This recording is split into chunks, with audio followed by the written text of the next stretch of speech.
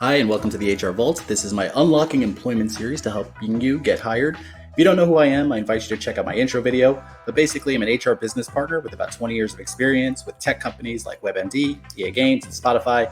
I decided to make a series of videos to open the HR Vault designed to help you get employed, both by offering all of my insider knowledge of how hiring works, as well as exposing myths, bad advice, and scams to be careful with during your job search.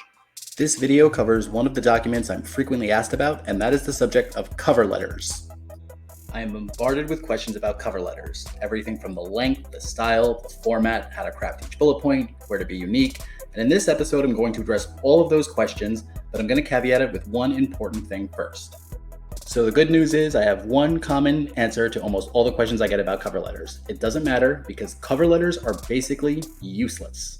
And the biggest value in cover letters is not actually helping you get employment. Instead, it's actually a marketing tool by people who run resume and cover letter businesses. And they'll usually try to sell you a story on how their one client got the dream job because of an ace cover letter. This is bullshit.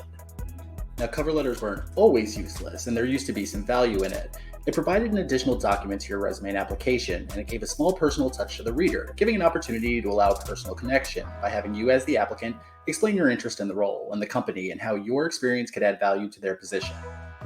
But this was prior to the current technology that allows such a large candidate pool of applicants through the ATS. Cover letters were a nice idea, and sometimes they're still considered expected for certain industries such as academia or sciences, basically roles that don't have a high candidate pool. But for the most part, cover letters are generally ignored. The honest truth of the matter are that most cover letters are just not read because of the sheer amount of applicants. Consider a role that has 13,000 different candidates. The sourcers and recruiters are not going to be spending time looking over the cover letters. They're doing quick parsing and analyzing of the resume or application keywords to gauge the fit for the position. Frankly, I'm in full support of the cover letter falling into the wayside of the past because candidates are asked to do enough. If you think about the full job application process, there are so many steps. Not only do you have to have a resume that's ATS compliant and keyword heavy, but it's also expected that you have an up-to-date LinkedIn profile that shows how you're connected to the current industry and trends.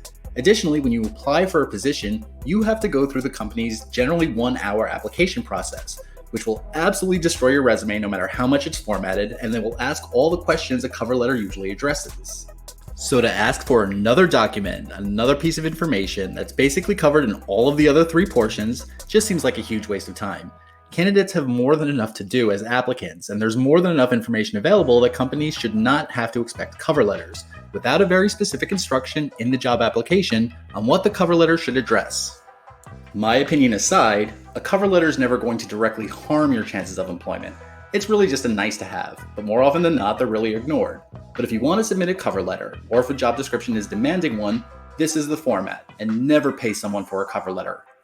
Essentially, you start with an introduction, you talk about your interest in the role and in the company, you talk about why you're interested in the position, you talk about your experience and your skills, then you spend the last paragraph talking about how you think your skills could add value to their organization. Then you wrap it up with however you want in a professional and polite tone, and boom, there's your cover letter.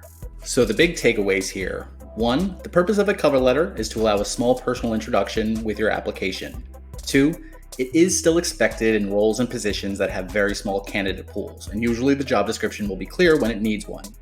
3, most cover letters are not read, especially if an organization has more than 1,000 people and utilizes ATS.